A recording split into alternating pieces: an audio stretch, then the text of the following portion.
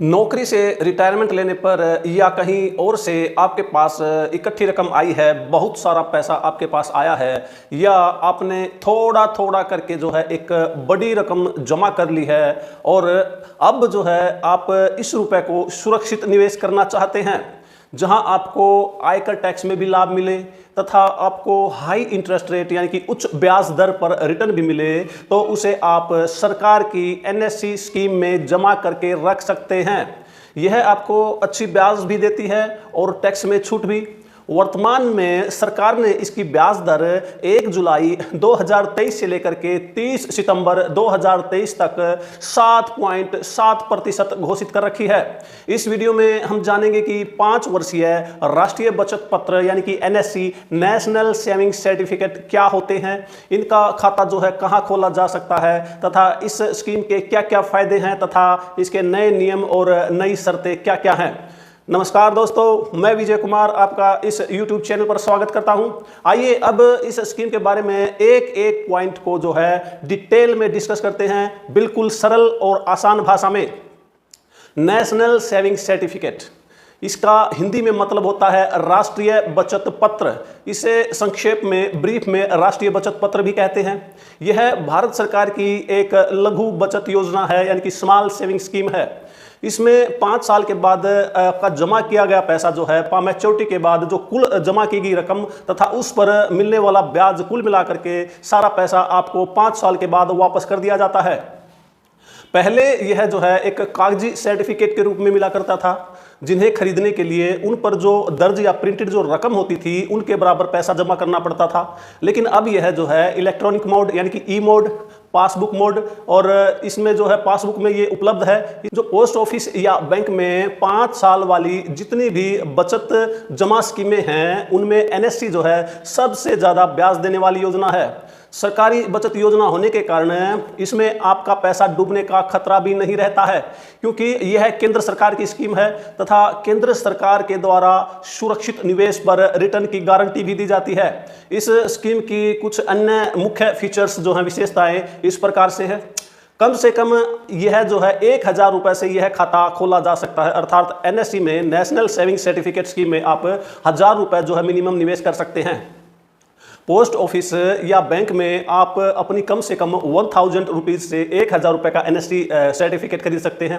इससे ज़्यादा का एनएससी अगर आप खरीदना चाहते हैं तो ज़्यादा रकम भी आप इसमें जमा कर सकते हैं। अधिकतम जमा पर जैसा कि पहले बताया गया है कोई भी प्रतिबंध नहीं है, लेकिन कोई भी रकम जो है आप 100 रुपये के गुणनांक में इसमें निवेश कर सकते हैं। मतलब यह है कि वो जो रकम आप निवेश करते हैं वह 100 से जो है पूरी भाग चली जानी चाहिए। जो बैंकों की एफडी या आरडी है इससे भी ज़्यादा इसके अंदर ब्याज मिलती है। एनएससी में सरकार इस समय 7.7% ब्याज दे रही है। यह किसी भी सरकारी बैंक की एफडी या आरडी में मिलने वाले जो ब्याज से ज़्यादा है। इस स्कीम पर मिलने वाले ब्याज की कैलकुलेशन हम आगे वीडियो में करके दिखाएंगे, तो दोस्तों वीडियो में लास्ट तक मेरे साथ बने रहिए। जो ब्याज दर नेशनल सेविंग सर्टिफिकेट खरीदने की तारीख को रहती है वही ब्याज दर आपको पूरे 5 साल तक मिलती है। बीच में अगर सरकार जो है ब्याज की दर बदल देती है तो पहले से खरीदे गए एनएससी सर्टिफिकेट की ब्याज दर पर इसका कोई फर्क नहीं पड़ता है। जैसा कि आप जानते हैं कि हर क्वार्टर में हर 3 महीने बाद भारत सरकार का वित्त मंत्रालय जो है पोस्ट ऑफिस की स्मॉल सेविंग स्कीम्स की जो है नई ब्याज दरें रिवाइज करता रहता है, नई ब्याज दरें घोषित करता है। अब बात करते हैं कि यह खाता कौन कौन खोल सकता है। कोई भी वयस्क जिसकी उम्र 18 साल से अधिक हो यह खाता खुलवा सकता है, अर्थात एनएससी खरीद सकता है। इसमें जो है यह भारतीयों के लिए ही अलाउड है, एनआरआई इसमें निवेश नहीं कर सकते हैं। बच्चों के नाम पर भी आप एनएससी खरीद सकते हैं, नेशनल सेविंग सर्टिफिकेट।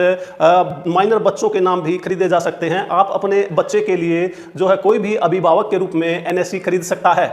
अगर 10 साल से ज़्यादा उम्र का बच्चा अगर अपने हस्ताक्षर करने में सक्षम है और अपना अकाउंट संचालित कर सकता है तो उसके खुद के नाम से भी जो है एनएससी अकाउंट खोला जा सकता है। इसी तरह से मानसिक रूप से कमज़ोर व्यक्ति, जिसको अनसाउंड माइंड कहते हैं, जिसकी सोचने समझने की जो अक्षमता कम होती है, उस व्यक्ति का भी जो है उसके माता पिता या अभिभावक के द्वारा यह खाता खोला जा सकता है और नेशनल सेविंग सर्टिफिकेट उसके लिए खरीदे जा सकते हैं। एक व्यक्ति अपने नाम पर कितने भी एनएससी ले सकता है? जी हाँ, एक व्यक्ति अपने नाम पर कितने भी एनएससी जो है अकाउंट खुलवा सकता है, इस पर कोई भी प्रतिबंध नहीं है और ना ही इसकी जो मैक्सिमम लिमिट है निवेश करने की उस पर कोई प्रतिबंध है। आप एक ही बैंक में या पोस्ट ऑफिस में अपने नाम से कई एनएससी खरीद सकते हैं, लेकिन अलग अलग समय पर खरीदने पर उनकी मैच्योरिटी टाइम भी जो है उनका अलग अलग होगा। जो सर्टिफिकेट जिस समय खरीदा जाएगा, जिस तारीख को खरीदा जाएगा, उसे ठीक 5 साल के बाद जो है उसको मैच्योरिटी की रकम और ब्याज जो है मिल जाता है। जरूरत पड़ने पर लोन लेने की सुविधा भी मिलती है। जी हाँ, नेशनल सेविंग सर्टिफिकेट में भविष्य में कभी इमरजेंसी पड़ने पर एनएससी को सिक्योरिटी के रूप में आप बैंक या किसी वित्तीय संस्थान में गिरवी रख करके इसे लोन ले सकते हैं। और जो लोन की मात्रा है उस पर लगने वाले इंटरेस्ट का निर्धारण जो है उस संस्था के ऊपर निर्भर करेगा जहां आप उसको गिरवी रख रहे हैं। जो आपको लोन दे रही है 3 साल पुराने एनएससी पर तो है कुछ बैंक जो हैं इसकी फेस वैल्यू का 85% से लेकर के 100% तक लोन उपलब्ध करा सकते हैं। आप बात करते हैं इसमें मिलने वाली एक और सुविधा के बारे में। इसमें नॉमिनी बनाने की सुविधा भी आपको मिल जाती है। नॉमिनेशन फैसिलिटी इसमें अवेलेबल है। राष्ट्रीय बचत पत्र नेशनल सेविंग सर्टिफिकेट यानी कि एनएससी में अपने अकाउंट के नॉमिनी का नाम दर्ज कराने की सुविधा होती है। नॉमिनी वह व्यक्ति होता है जिससे खाता धारक की दुर्भाग्यवश अकाउंट चलते बीच में ही जो है मृत्यु हो जाती है तो उसके अकाउंट का पूरा पैसा पाने का उसको अधिकार होता है। आगे कभी जरूरत पड़ने पर नॉमिनी का नाम बदला भी जा सकता है। आप एक से अधिक लोगों को भी अपने अकाउंट में नॉमिनी बना सकते हैं और सबका अलग अलग हिस्सा यानी कि प्रतिशत उसकी अलग अलग परसेंटेज भी उसमें पहले से ही तय कर सकते हैं। इस अकाउंट में आपको खाता ट्रांसफ़र की सुविधा भी मिल जाती है। आप किसी भी एक पोस्ट ऑफिस से दूसरे पोस्ट ऑफिस में इस खाते को बड़ी ही आसानी से आप ट्रांसफ़र करवा सकते हैं। जो एनएससी नॉर्मली जो है दूसरे व्यक्तियों के नाम ट्रांसफ़र नहीं हो सकता है। कुछ विशेष परिस्थितियों में एनएससी सर्टिफिकेट को दूसरे व्यक्ति के नाम ट्रांसफ़र भी किया जा सकता है। जैसे अगर खाता धारक की मौत हो जाती है तो उसके नॉमिनी के नाम ऑटोमेटिक उसका नॉमिनी या जो कानूनी वारिस है उसके नाम यह ऑटोमेटिक ट्रांसफ़र हो जाता है। अगर ज्वाइंट अकाउंट है और उसमें एक खाता धारक की मृत्यु हो जाती है तो दूसरे जो संयुक्त खाता धारक है उसके नाम पर यह ट्रांसफ़र हो जाता है। या फिर अदालत का कोई ऐसा आदेश है, कोई ऐसा निर्देश है, उसके द्वारा भी जो है इसके खाते को जो है किसी जिसके नाम से अगर अदालत ऑर्डर करती है उसके नाम उसको जो है ट्रांसफ़र किया जा सकता है। और यदि आपने यह खाता प्लेज कर रखा है तो वह शर्त पूरी न होने पर वहाँ जो उनका जो विशेष अधिकारी होता है उसके द्वारा भी यह खाता उसके नाम ट्रांसफ़र हो सकता है। मैच्योरिटी के बाद खाता विस्तार नहीं करा सकते। अगर मैच्योरिटी पूरी होने पर आप एनएससी को नहीं भुनाते हैं अर्थात उसकी पेमेंट नहीं लेते हैं तो यह अपने आप अगली अवधि के लिए रिन्यू नहीं होता है। मैच्योरिटी के बाद की अवधि में इस पर सिर्फ सामान्य जो है सेविंग अकाउंट्स जो होता है सेविंग बैंक अकाउंट की तरह 4% ब्याज ही मिलता है जो अगले 2 वर्षों तक आपको मिलता है। लेकिन अगर आप इसे दोबारा फिर से अगले 5 साल के लिए चालू रखना चाहते हैं तो कर सकते हैं, लेकिन इसके लिए आपको फिर से एक नया आवेदन करना होगा तथा नया खाता खुलवाना होगा। इसे जो है नई तारीख की जमा के रूप में ही माना जाएगा और एक नए सर्टिफिकेट पर ब्याज दर भी जो है नए रेट से ही आपको मिलेगी। अब बात करते हैं एनएससी में यानी कि नेशनल सेविंग सर्टिफिकेट में टैक्स छूट के बारे में। और जो एनएससी में जमा किए गए पैसे पर सरकार जो है सेक्शन 80C के तहत टैक्स में छूट देती है। जी हाँ, लेकिन यह छूट एक फाइनेंशियल ईयर के दौरान मैक्सिमम 1.5 लाख रुपए तक के एनएससी पर ही मिलती है। यह छूट जो है सेक्शन 80C के तहत छूट पाए अन्य सभी निवेशों को मिलाकर दी जाती है, जैसे ईपीएफ, पीपीएफ, सुकन्या समृद्धि योजना, सीनियर सिटीजन वगैरह में सारी जमा योजनाओं को मिलाकर के उनमें जो आपने निवेश कर रखा है कुल मिलाकर के टोटल सब पर 1.5 लाख रुपए तक के हिस्से पर ही टैक्स में छूट ले सकते हैं। जो सर्विसमैन या बिजनेसमैन इनकम टैक्स के दायरे में आते हैं तथा आईटीआर फाइल करते हैं वे लोग इस स्कीम में जमकर निवेश करते हैं और आय पर जो है टैक्स का लाभ लेते हैं। उन लोगों के बीच में यह एक काफ़ी पॉपुलर स्कीम है। इस तरीके से ब्याज पर भी टैक्स छूट प्राप्त कर सकते हैं। एनएससी पर मिलने वाला ब्याज वैसे तो टैक्स फ्री नहीं होता है, लेकिन एनएससी से मिले ब्याज को फिर से उसी स्कीम में निवेश कर दिया जाता है तो उस ब्याज को भी सेक्शन 80C के तहत टैक्स छूट में शामिल किया जा सकता है। वास्तव में यह ब्याज आपके हाथों में कभी आता ही नहीं, क्योंकि एनएससी स्कीम है, इसमें ब्याज जो है 1 साल के बाद मूलधन में जुड़ जाता है और अगले साल वह मूलधन का ब्याज मिल करके उस पर ब्याज लगता है तथा अगले साल जो ब्याज मिलता है उसे नेक्स्ट ईयर भी वह मूलधन में ऐड हो जाता है और उस पर फिर ब्याज यानी कि कंपाउंड इंटरेस्ट मिलता है। यानी कि आप इसकी ब्याज को सेक्शन 80C के तहत जो है टैक्स छूट में इस्तेमाल कर सकते हैं। लेकिन इनकम टैक्स रिटर्न में जानकारी इसकी आपको देनी होगी। एनएससी पर ब्याज पर जो टैक्स छूट पाने के लिए आपको हर साल के इनकम टैक्स रिटर्न में आपको इसे दिखाना होगा। ब्याज की रकम की जानकारी आपको एनएससी अकाउंट के स्टेटमेंट से मिल जाएगी। इसमें जो है रिटर्न में अन्य स्रोतों से आए यानी कि इनकम फ्रॉम अदर सोर्सेज के रूप में आपको दिखाना होगा। अब बात करते हैं एनएससी कैसे खरीदें, how to purchase NSC. NSC खरीदने के लिए सबसे पहले अपनी पहचान और पता प्रमाण से जुड़े डॉक्यूमेंट्स लेकर के आप पोस्ट ऑफिस या जहां से भी आपने खरीदना है वहां आप चले जाइए। जैसे वोटर कार्ड, पैन कार्ड, आधार कार्ड, राशन कार्ड आदि में से कोई भी 2 दस्तावेजों के ओरिजिनल और फोटोकॉपी लेते जाइए। अकाउंट ओपनिंग फार्म जो आपको वहीं अगर आप पोस्ट ऑफिस में खाता खुलवाते हैं वहीं मिल जाएगा। और साथ में जो है आप 2 पासपोर्ट साइज की फोटो जो जमा करता जिसके नाम खाता खोला जाना है उसकी 2 पासपोर्ट साइज की फोटो जो है आप साथ लेकर के चले जाइए। आपका बड़ी ही आसानी से खाता खुल जाएगा। एनएससी जो है कैश देकर भी खरीदे जा सकते हैं और चेक या डिमांड ड्राफ्ट देकर भी आप उनको जैसे आपकी सहूलियत हो व्यवस्था करके जाएं। चेक या डिमांड ड्राफ्ट उस डाकघर के पोस्टमास्टर के नाम बनेगा जहां आप एनएससी खरीद रहे हैं। अगर आपका पोस्ट ऑफिस में अकाउंट है तो उसमें से भी आप जो अगर एसबीआई अकाउंट है, सेविंग बैंक यानी कि बचत खाता है, तो उसमें भी आप जितने के आप एनएससी खरीदना चाहते हैं उसके मूल्य के बराबर धनराशि आप ट्रांसफर करके यानी कि फंड ट्रांसफर करके आप एनएससी खरीद सकते हैं। डाकघर आपको इन तरीकों से जो है एनएससी खरीदने की सुविधा उपलब्ध कराता है। और डाकखाने में जो है आप 2 तरह से आप सिंगल अकाउंट होल्डर के रूप में भी आप जो है ये एनएससी खरीद सकते हैं। जो single account holder type NSC होते हैं इस प्रकार के एनएससी खरीदने पर सर्टिफिकेट किसी एक व्यक्ति के नाम, अडल्ट या माइनर के नाम होता है। जो अल्पवयस्क या बच्चे के नाम पर होता है तो उस पर गार्जियन का नाम दर्ज करना जरूरी होता है। और दूसरे नंबर पर होता है आप ज्वाइंट ए टाइप एनएससी भी इसमें जो है परचेज कर सकते हैं। इसमें इस प्रकार के जो एनएससी खरीदने पर सर्टिफिकेट किन्हीं 2 वयस्क व्यक्तियों के नाम बनता है। दोनों पति पत्नी, पिता पुत्री, माँ बेटी या 2 मित्र या कोई भी 2 साझेदार जो है इसमें एनएससी खरीद सकते हैं। मैच्योरिटी पर मिलने वाली धनराशि भी दोनों को जो है बराबर मिलती है। एक होता है ज्वाइंट बी टाइप एनएससी। इस प्रकार के एनएससी भी किन्हीं 2 अडल्ट व्यक्तियों के नाम होते हैं। अंतर सिर्फ इतना ही होता है कि मैच्योरिटी के बाद मिलने वाली राशि किसी भी एक व्यक्ति के नाम मिल सकती है। यह किसे लेनी है इसका उल्लेख एनएससी खरीदते समय करना जरूरी होता है। ज्वाइंट ए टाइप अकाउंट में दोनों साझेदारों के हस्ताक्षर आवश्यक होते हैं, जबकि ज्वाइंट बी टाइप में दोनों में से या कोई भी 2 या 3 जितने भी साझेदार उनमें से कोई भी हस्ताक्षर करके इसकी पेमेंट ले सकता है। तो आइए दोस्तों अब जानते हैं कि क्या एनएससी को मैच्योरिटी से पहले भुनाया जा सकता है, अर्थात इसकी पेमेंट ली जा सकती है। सामान्य स्थितियों में, सामान्य सिचुएशन में एनएससी को 5 साल से पहले किसी भी हालत में नहीं भुनाया जा सकता, अर्थात इसकी पेमेंट नहीं ली जा सकती। लेकिन कुछ विशेष परिस्थितियों में इसे मैच्योरिटी से पहले भुनाया जा सकता है। जैसे कि यदि किसी ने सिंगल जो है अकाउंट खुलवा रखा है, एनएससी खरीद रखा है सिंगल अकाउंट होल्डर के रूप में, और उसकी मृत्यु हो जाती है, तो मृत्यु होने के बाद जो है इसको ऑटोमेटिक बंद कर दिया जाता है, इसकी पेमेंट उसके नॉमिनी को कर दी जाती है।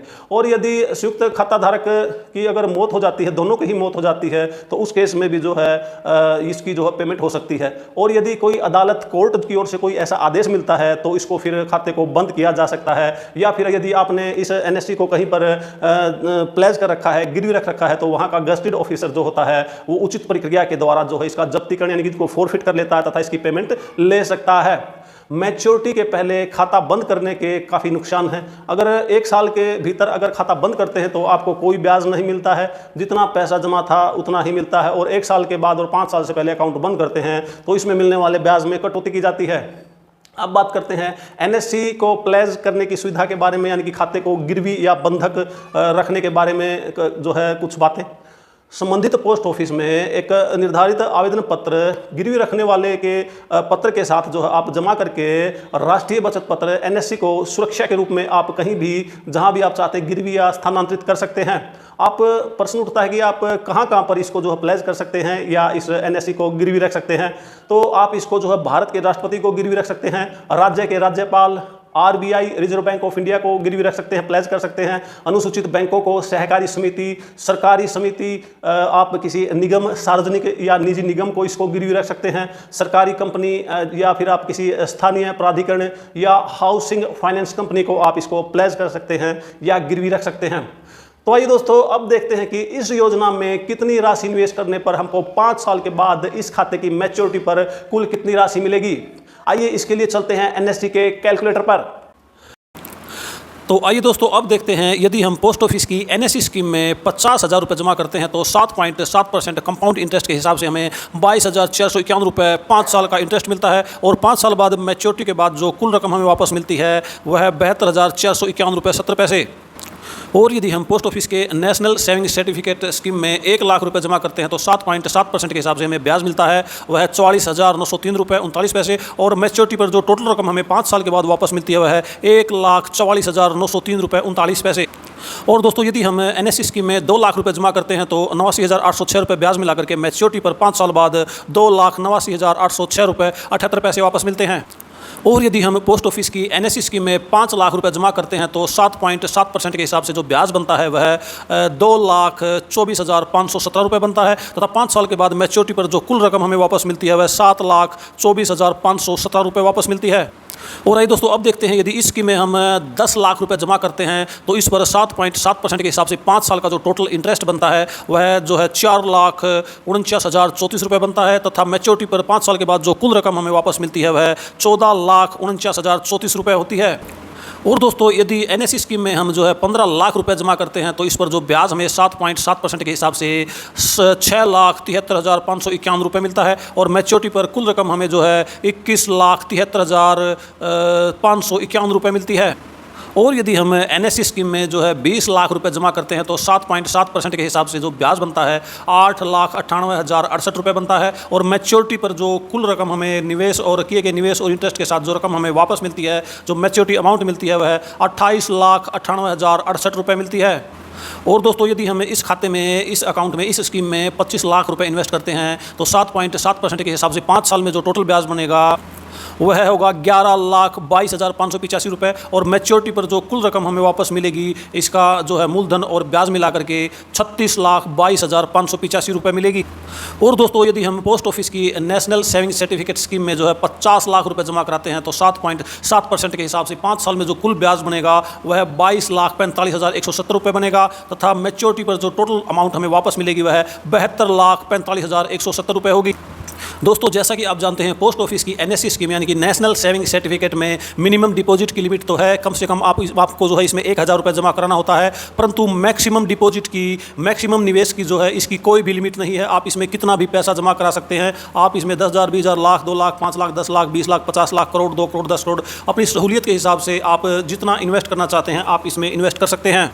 तो दोस्तों, इसमें हमने बताया कि आप एनएससी स्कीम में कितना रुपया जमा करने पर कितना ब्याज मिलता था, मैच्योरिटी पर कितनी रकम मिलती है। हम नेक्स्ट टेबल में बताने जा रहे हैं कि यदि आपने यह पैसा एनएससी में जमा न करके एमआईएस स्कीम में और 580D में जमा किया होता, क्योंकि एमआईएस स्कीम और 580D और एनएससी का जो टाइम पीरियड है, मैच्योरिटी पीरियड है, वह 5 साल ही है। और यदि आप निवेश जो है 580D में या पोस्ट ऑफिस की एमआईएस यानी कि मंथली इनकम स्कीम में न करके अगर एनएससी में निवेश करते हैं तो आपको कितनी रकम पर कितना अधिक फायदा होता है, हम नेक्स्ट टेबल में जानेंगे। आइए चलते हैं नेक्स्ट टेबल पर। दोस्तों, यह जो टेबल आप देख रहे हैं यह काफ़ी मेहनत और काफ़ी कैलकुलेशन करने के बाद बनाई गई है। अगर आप चाहें तो इसका जो है स्क्रीनशॉट आप ले सकते हैं, आपके लिए काफ़ी हेल्पफुल ये जो है साबित हो सकती है। दोस्तों, जैसा कि आप देख पा रहे हैं, पहले कॉलम में जो है एनएससी में निवेश की रकम दिखाई गई है 50,000, लाख, 2 लाख, 5 लाख, 10 लाख, 15 लाख, 20 लाख, 50 लाख और 1 करोड़। और दूसरे कॉलम में उसका जो है 5 साल में मिलने वाला ब्याज दिखाया गया है। और तीसरे कॉलम में जो है टोटल मैच्योरिटी पर जो आपको कुल रकम वापस मिलती है वह दिखाई गई है। और इस कॉलम में दिखाया गया है यदि वह रकम जो आपने एनएससी में निवेश की है, यदि आपने 580D में निवेश की होती तो आपको मैच्योरिटी पर कुल कितनी अमाउंट मिलती, और यदि वही रकम जो आपने एमआईएस में निवेश की होती तो आपको मैच्योरिटी पर कुल कितनी रकम मिलती। और इस कॉलम में दिखाया गया है कि यदि आपने 580D में डिपॉजिट न करके एनएससी में डिपॉजिट किया है तो आपको कितना अधिक जो है 580D से कितना अधिक बेनिफिट मिलता है। और एमआईएस में डिपॉजिट या निवेश न करके आपने एनएससी स्कीम में निवेश किया है तो एमआईएस से आपको एनएससी में यानी कि नेशनल सेविंग सर्टिफिकेट में जो है आपको कितना अधिक फायदा, एमआईएस से ज़्यादा अधिक फायदा होने वाला है, इस टेबल में आपको दिखाया गया है। तो उदाहरण के तौर पर यदि हम 1 लाख रुपए एनएससी में निवेश करते हैं तो 5 साल में कुल ब्याज 7.7% के हिसाब से जो है 44,903 रुपये बनता है। और मैच्योरिटी पर 1,44,903 रुपये जो है हमें वापस मिलता है। और यदि इसी रकम को हमने जो है 580D में निवेश किया था तो हमें केवल 1,38,567 रुपये वापस मिलते। और इसी रकम को यदि हमने एमआईएस स्कीम में निवेश किया होता तो 1,37,020 रुपये ही वापस मिलते। इस तरह से जो है आपको यहाँ इस कॉलम में पता चलता है कि 580D से आपको एनएससी में जो है 6,335 रुपये 56 पैसे अधिक मिले हैं। और और जो NSC में आपने निवेश किया है MIS स्कीम से आपको 7,883 रुपये 40 पैसे अधिक मिले हैं। और इसी तरह से यदि 5 लाख रुपए आपने जमा किए हैं, आपने यदि इसको MIS में जमा न करके NSC में जमा किए हैं और 5 ईयर TD में जमा न करके NSC में जमा किए हैं, तो 5 ईयर TD से आपको जो है NSC में 31,677 रुपये अधिक मिलते हैं और MIS से आपको NSC में जो है 39,536 रुपये अधिक मिलते हैं। तो इस तरह से देखते हैं, यदि हम 15 लाख रुपए NSC में जमा करते हैं तो उस पर ब्याज जो हमें 6,73,550 रुपये मिलता है और मैच्योरिटी पर जो है 21,73,550 रुपये मिलते हैं। और यही रकम यदि हमने 5 ईयर TD में जमा की होती तो इसमें 20,78,517 रुपये मिलते और MIS में जो है 20,55,000 रुपये मिलते। इस तरह से जो है 5 ईयर TD से जो है NSC स्कीम में हमें जो है 95,033 रुपये अधिक मिलते और MIS से NSC स्कीम में जो है हमें 1,18,550 रुपये अधिक मिलते।